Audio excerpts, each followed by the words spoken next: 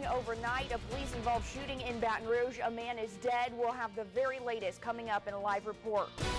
A demand for answers in Baton Rouge more than 24 hours after police shot and killed a man. We'll have the very latest. Today, we could learn more about the investigation into that deadly police shooting in Baton Rouge. We continue with video of the altercation between two Baton Rouge police officers and a man before he was shot and killed. We continue to follow breaking news out of Dallas this morning. A peaceful protest against deadly police shootings in Louisiana and Minnesota turned violent against police.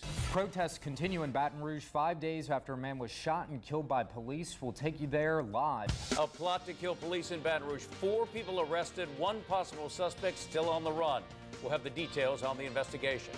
This comes as President Obama urges Americans to find common ground during a memorial service for 5 fallen police officers in Dallas. Shot fired, officer down, shot fired, officer down. Got a city officer down, shot fired. As Baton Rouge awakens from a nightmare, a city and a nation ask, why did a former Marine shoot 6 of our heroes? Heartbreak, sorrow. We're in mourning right now. The first of 3 funerals in Baton Rouge to say goodbye to 3 members of law enforcement who lost their lives in the line of duty. Corporal Jackson exemplified the very best of BRPD. Today, law enforcement, the community, and high-profile political leaders come together to honor the 3 fallen officers in Baton Rouge. I promise you the time will come when it'll bring a smile to your lips before it brings a tear to your eye. Now, from WBRZ News 2, this is Tune In. Now the latest on that deadly police-involved shooting in Baton Rouge. The shooting happened around 12:30 this morning at the corner of North Foster and Fairfields outside a food mart. News 2's Mark Armstrong joins us live at the scene with the very latest. Hey, Mark, good morning to you. So what are investigators saying about what happened?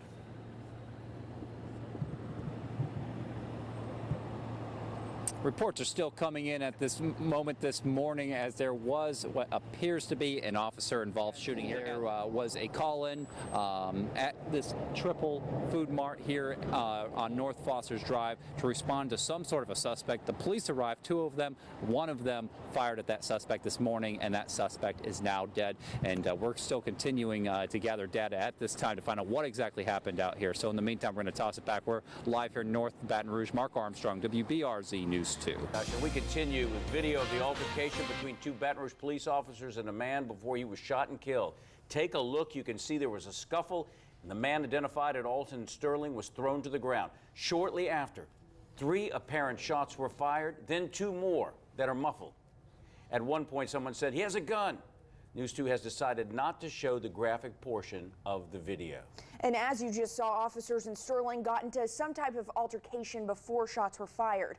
Police say officers were at North Foster and Fairfields around 12:30 Tuesday morning, responding to a disturbance call about a man selling CDs with a gun. The officers involved are on administrative leave this morning, and today we're expected to hear from Baton Rouge police about their investigation. So here's a look at stories making headlines on this Wednesday. Yeah, today we could learn more about the investigation into that deadly police shooting in Baton Rouge.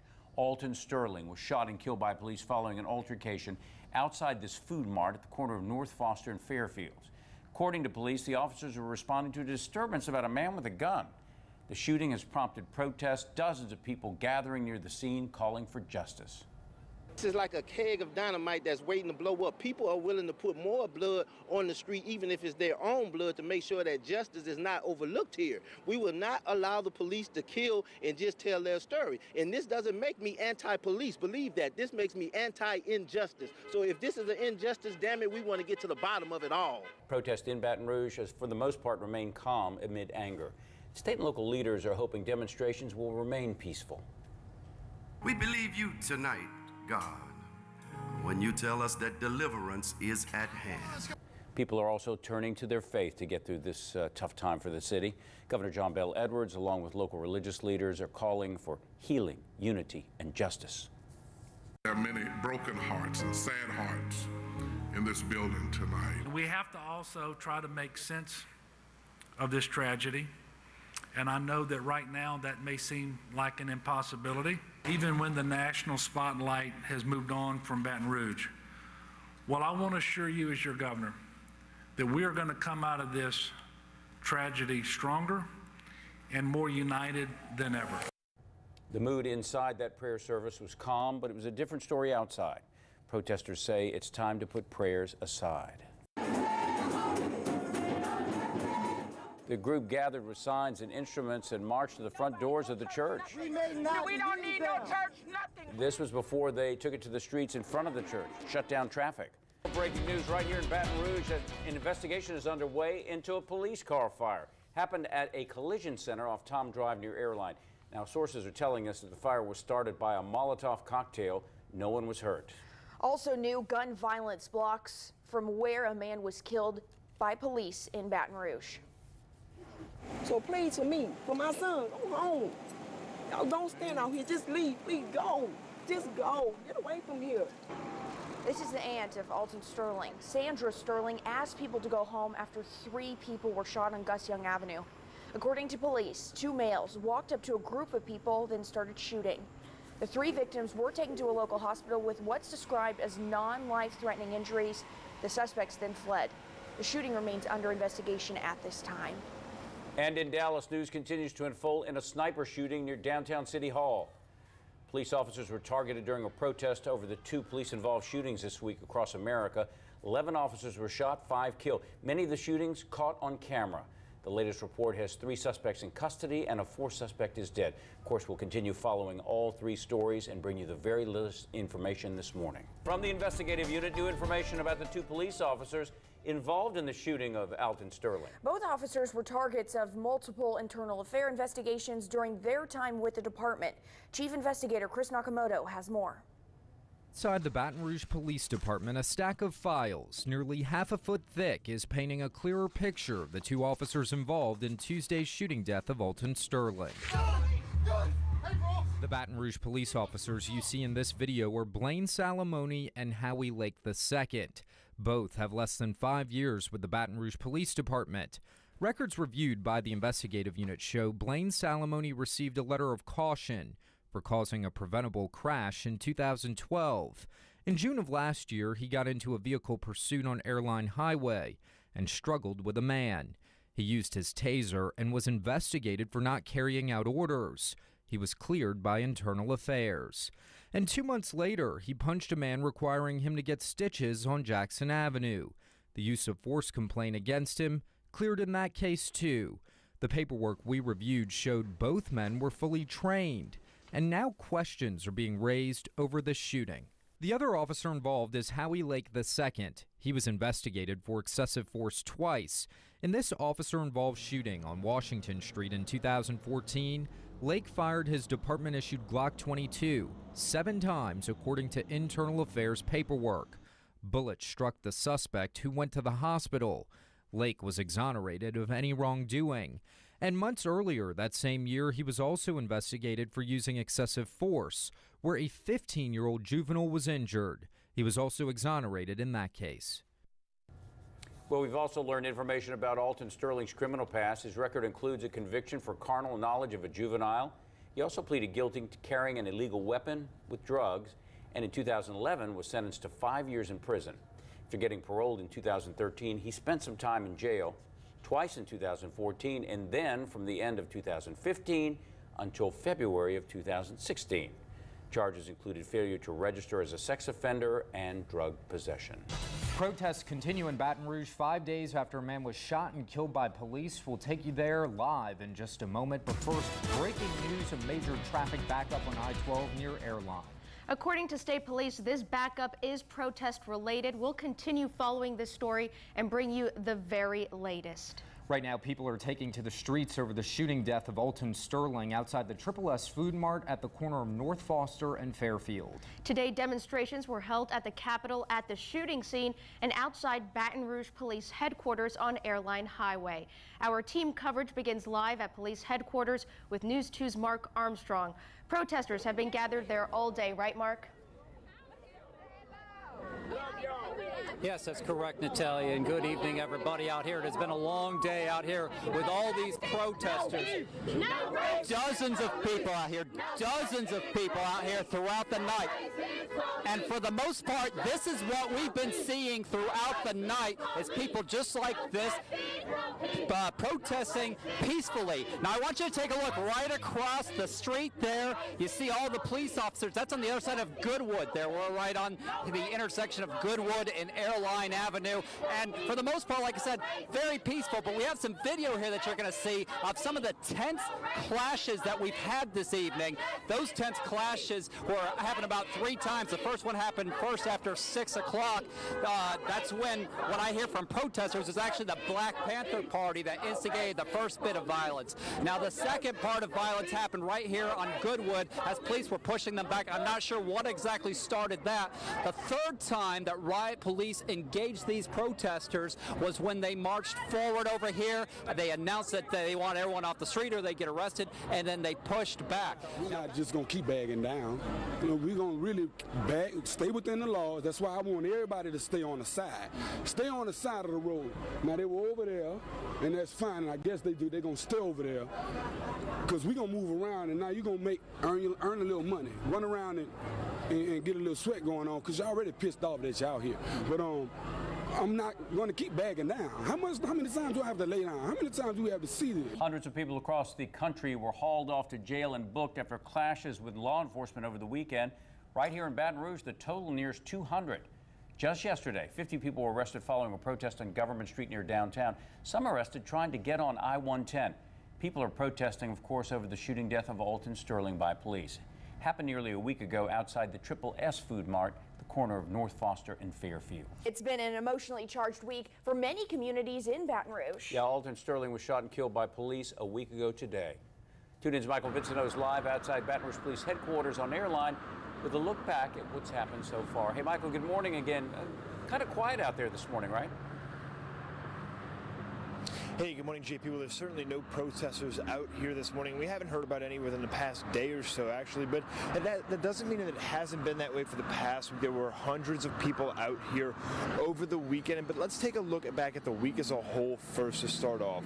Now, last Tuesday, police received a call around 2:30 in the morning regarding a man with a gun at the Triple S Food Mart. As soon as they arrived, they found Alton Sterling, and an altercation quickly ensued. The police said that the tasers didn't work, so they fatally shot Alton Sterling. Now, the very next day, on Wednesday, the family spoke to the media and several people protesting, and just an emotional press conference calling for the resignation of the mayor and the Baton Rouge police chief. Now, shortly after, the chief, the mayor, and the district attorney all spoke at a different press conference here at Baton Rouge Police, and they formally turned the case over to the Department of Justice. Now, since the shooting has happened, protests have been happening every single day, whether it's here at Baton Rouge Police Headquarters on Government, at the Triple S Food Mart, all across the capital city here. And it escalated quickly over the weekend with nearly 200 people getting arrested protesting, especially here at Baton Rouge Police Headquarters. But yesterday, Hiller Moore spoke saying that, most of those people came from out of town, so he said it was still a very peaceful town and a safe place that he was proud to call home. Now, the reason why he called that press conference was to turn the case over. He said he gave it to the Attorney General because he was good friends with Blaine Salamone, one of the officers, the officer who shot and killed Alton Sterling. He was good friends with his parents for most of the time that he was in office, so he felt that it was just necessary to turn the case over in order to serve a fair and just trial. Back to you. From the investigative unit this morning, people in Baton Rouge still asking the question, where's the mayor? This comes after many city officials have been vocal and visible since the shooting death of Alton Sterling, which sparked protests in the city. The last time we saw Kip Holden address the public was last Wednesday. In front of City Hall yesterday, protesters were calling for his resignation. People are looking for answers as they haven't seen the mayor since. General Russell Honore says it's time for Holden to talk to the public. And he leads this police force. He is a senior elected person in this town. It's not the governor. The mayor of the city has certain constitutional responsibilities. And we hope the mayor will stand up to that. It's a sign of absent leadership because we've seen this mayor active before. But we need him with the enthusiasm he takes to the Bayou Fest and to the LSU games, we need him to be here today. This is a very uncomfortable position. The mayor refused an on-camera interview, but did speak to News 2 on the phone Monday. He told us he's been briefed on all meetings about the situation. As to why no on-camera interview, the mayor said, quote, "If I do an interview with you, there will be 40 other people I have to do an interview with." The fallout over the Alton Sterling shooting has spawned legal action. Yeah, the owner of that convenience store where Sterling was killed is suing the Baton Rouge Police Department and the officers involved. Abdullah Mulafi says immediately after the shooting, Officer Blaine Salamoni went into the store, confiscated the store security system without a warrant. He also says he was locked in a patrol car for more than 4 hours after the shooting. Suit is asking for an unspecified amount in damages. Salamoni and Officer Howie Lake were identified by police as the officers involved in the shooting. They continue to be on administrative leave pending the outcome of the investigation. Well, Baton Rouge police didn't want to comment on that lawsuit, but the department filed a search warrant in relation to evidence collected at the scene. Police say Sterling refused to obey officers. They restrained him and used their tasers. The warrant goes on to say the officers saw Sterling reach for his pocket where they previously saw part of a gun. That's when officers say Sterling was shot and killed. District Attorney Hiller Moore says he will remove himself in any possible prosecution of the two police officers involved in the shooting. Blaine Salamoni and Howie Lake II are on paid leave following the shooting death of Alton Sterling. Both of Salamoni's parents are police officers. Moore says the long-term professional relationship with both is why he found it necessary to step out. Trust in our criminal justice system is as important as transparency. Due to the professional relationship that I've had with his parents of one of the officers involved in this shooting, the best way that I can maintain that trust is to request another prosecutor be appointed in my place. The motion of recusal has already been filed. We continue with the ongoing investigation in Baton Rouge into a plot to kill law enforcement in Baton Rouge. 4 people are locked up this morning. Police believe a 5th suspect is still on the run. The plot was discovered after a stash of guns was stolen from a pawn shop over the weekend. Their whole purpose was to use these guns to harm or kill police officers in the Baton Rouge area. 8 guns were taken from the Cash America pawn shop on Government Street Saturday. Thieves entered the business through the roof. One was caught nearby and confessed about the plan to kill police. Antonio Thomas, Malik Bridgewater, and Trishon Coates, along with a 13-year-old, face charges. This exclusive video WBRZ recorded on Monday shows federal agents raiding a house with local law enforcement looking for the stolen weapons. Now, we've learned that 6 of the 8 have been recovered. At least 1 from the pawn shop was found in that house. The man who owns it told News 2 he was allowing a man in the neighborhood to stay there until he gets back on his feet. And they came out with some merchandise and stuff like that, and they said it was for the little guys that was burgling stuff. And I was just trying to help a friend out, and that's what I get. Well, as this investigation continues, law enforcement leaders aren't ruling out that others are involved. Looking ahead, today we will hear from Alton Sterling's 15-year-old son. He had to watch this. That was Cameron Sterling breaking down during a news conference one day after his dad was killed. Sterling is expected to speak this morning at 8:30 at the Triple S Food Mart. We'll live stream his remarks on WBRZ.com and our Facebook page. Well, new this morning, Baton Rouge Mayor Kip Holden at a prayer service last night. It was the first time he's been seen in public since a press conference following the shooting death of Alton Sterling. The mayor attended a vigil at St. Aloysius Catholic Church in South Baton Rouge, and Holden insisting he's been in briefings with police and other city leaders about all that's been going on, but avoiding the spotlight due to threats. When you threaten my wife and my family, that's nothing to play with, guy. Do you think I'm going to stand up when you have people with the venom spewing out of their mouths? Well, then we should take them out of office. We should do this and do that. No, my parents gave me this thing called common sense, and I'm going to use it. While the mayor shook hands, demonstrators were out holding hands, coming together yet again. Across the street from police headquarters, the crowd was smaller than previous protests. But it's not about chanting, killing the police. It's not about that. I mean, we got to find some common ground. It's been a week since Alton Sterling was killed.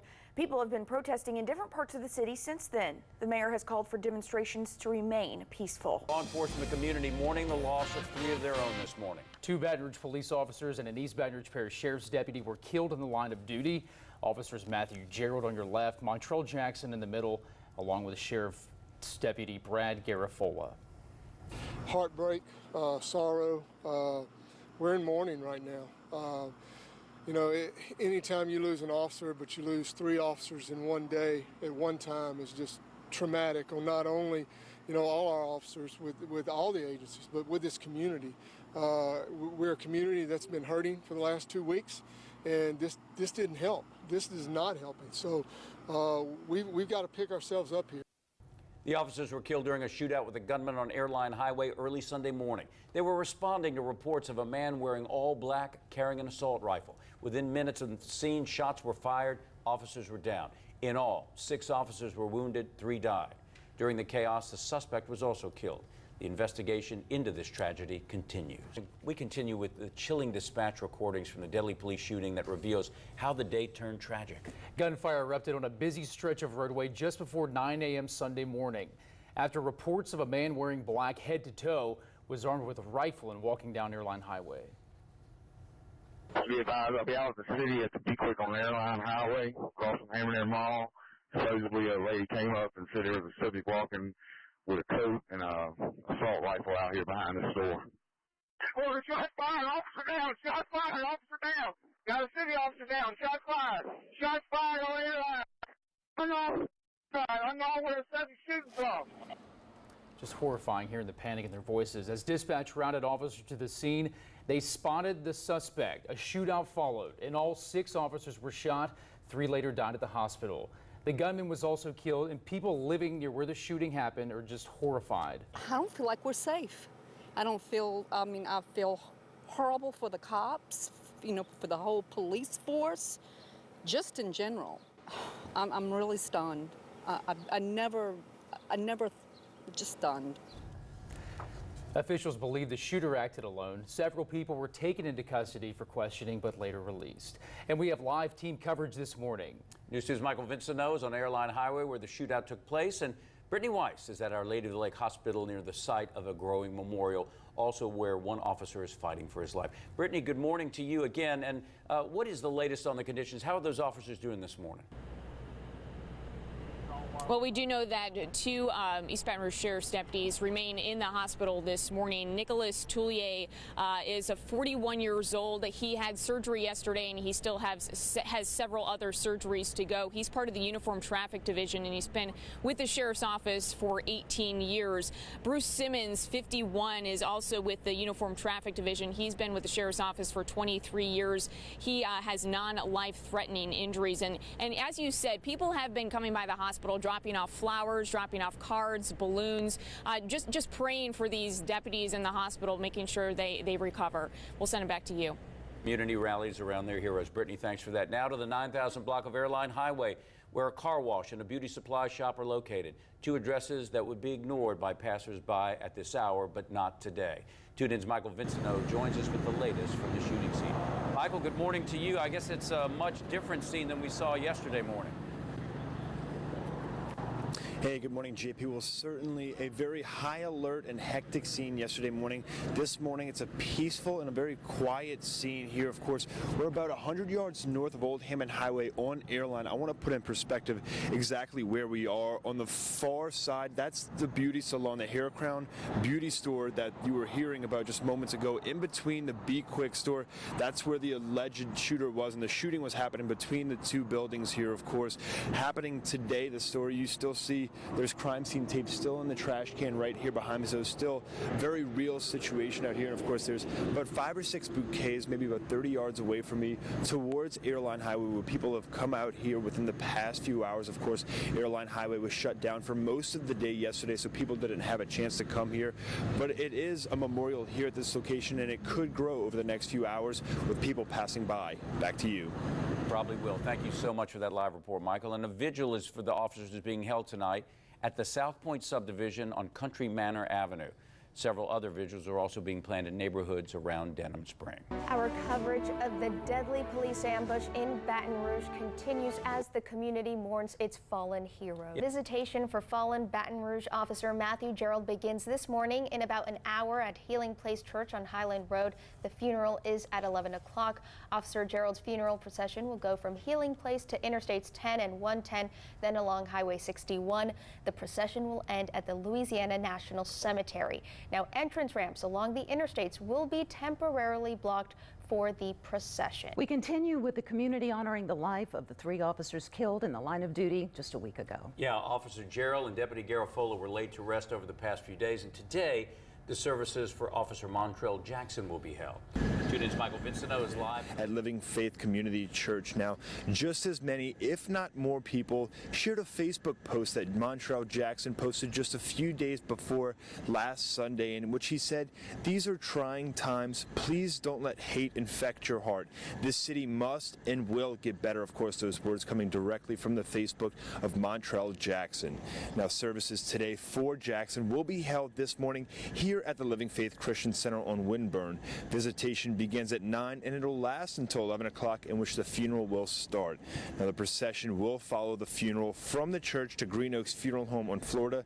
The route will head south on Airline Highway. Of course, many people are expected to be here at the church all the way to the burial site, so they're advising all the people who would have to cross that path to please be advised and be respectful of the procession. Back to you.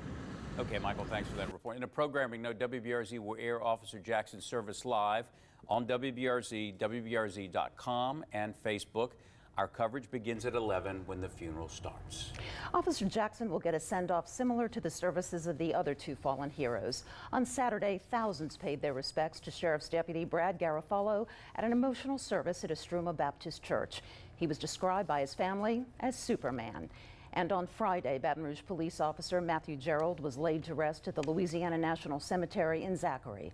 The procession to the burial included hundreds of police officers from around the state and all across the country. Gerald's funeral was held at Healing Place Church on Highland Road. He was known as Mr. Buttons. 6 officers were shot last Sunday at the Be Quick Mart on Airline Highway. 3 killed, 3 others injured. 1 deputy is still in the hospital. Corporal Nick Tullier was shot in the head and torso. He remains in the hospital in critical condition. A jambalaya fundraiser will be held today for Officer Tullier. It's from 11 to 3 at United Rentals on South Choctaw. Plates are $7. One of the cooks, cousin Larry Roussel, says they're cooking for $7,500. So come on out, help Nick and his family as you help yourself to some delicious jambalaya. Sunday marked 1 week since the deadly ambush on law enforcement. It was a day of prayer and reflection as the community mourned the deaths of the 3 officers killed. Dozens gathered at St. Joseph's Cathedral for a special mass led by Bishop Robert Munch. His message was one of hope, saying it shouldn't be lost, even as the community grieves. We continue with the grieving wife calling on the community to come together to end violence. Yeah, it's the first time we've heard from Tanisha Jackson since her husband, Baton Rouge police officer Montrell Jackson, was killed more than a week ago, responding to a call with several other officers. We must come together as one so that no one will have to experience the hurt and pain that I'm feeling right now. And I will continue to feel in days ahead. Jackson gave the emotional plea at the gravesite where her husband is now resting. The burial wrapped up an emotional day where thousands gathered at the Living Faith Christian Center to bid farewell to Corporal Jackson.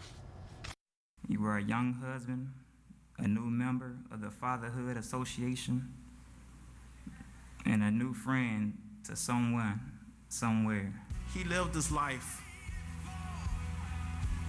as best as you could, and he will always be my friend. I love him, but he made the ultimate sacrifice.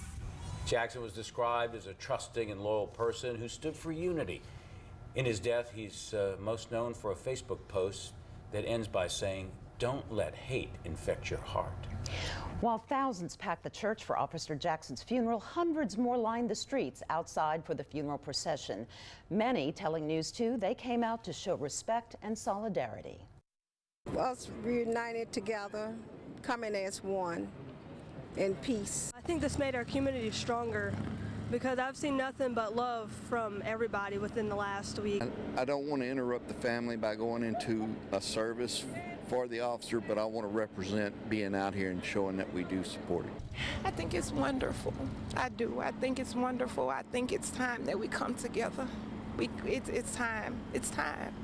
We cannot make it if we don't come together. As you can see, there has definitely been a sense of community over the past week in Baton Rouge. Looking ahead, on Thursday, another memorial service will be held to honor Baton Rouge officers Montrell Jackson, Matthew Gerald, and Deputy Brad Garofalo. It will be held at Healing Place Church on Highland Road at 2 p.m. Vice President Joe Biden and U.S. Attorney General Loretta Lynch are expected to attend the service.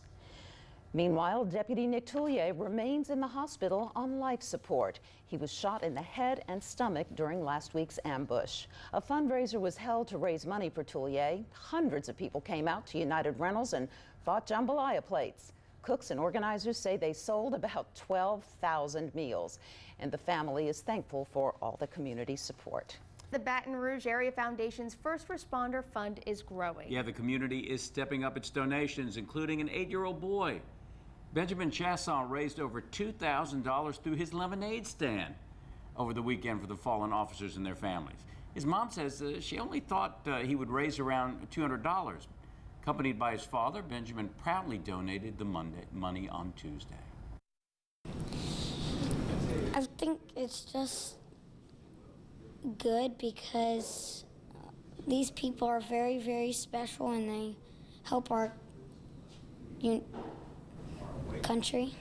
Very well put. WBRZ is calling on the community to help us help the families of the fallen officers. Unite for Our Heroes will air tomorrow night from 7 to 8 o'clock. All money raised will go to the families of those officers who were killed or injured. A community memorial will be held this afternoon celebrating the service of officers Matthew Gerald, Montrell Jackson, and Deputy Brad Garofalo. Now that service begins at 2 p.m. at the Healing Place Church. Public is invited. Doors will open at 11:30 this morning. Security is going to be very tight because Vice President Joe Biden and U.S. Attorney General Loretta Lynch will be in attendance. And as we mentioned, U.S. Attorney General Loretta Lynch will also be making the trip to Baton Rouge to participate in today's community memorial. She will stay an extra day for a special meeting with U.S. Attorney Walt Green. Lynch will participate in a community roundtable with law enforcement, civil rights officials, and community policing advisors. A news conference will follow tomorrow's meeting. Well, Lynch and Vice President Joe Biden were in Baton Rouge attending a community memorial hosted by law enforcement. Its mission to honor officers Matthew Gerald, Montrell Jackson, and Deputy Brad Garofalo. We mourn together and we pray together. Joined by this collective heartache, we are also joined by our common humanity.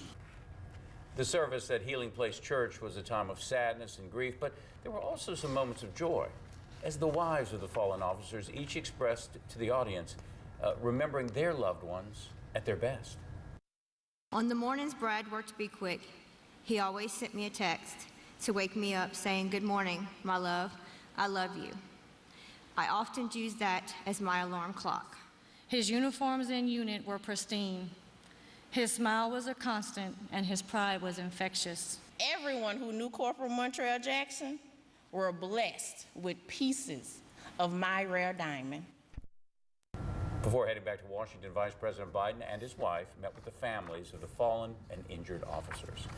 And we want to say thank you to our community for supporting the officers injured and the families of those who lost their loved ones. WBRZ's Unite for Our Heroes telethon raised about $160,000 for the Baton Rouge Area Foundation's First Responders Fund. Many first responders, along with state and local officials, were here taking your calls, promoting the message of unity. Now, if you missed it, you can still contribute. Visit WBRZ.com or any Whitney Bank branch.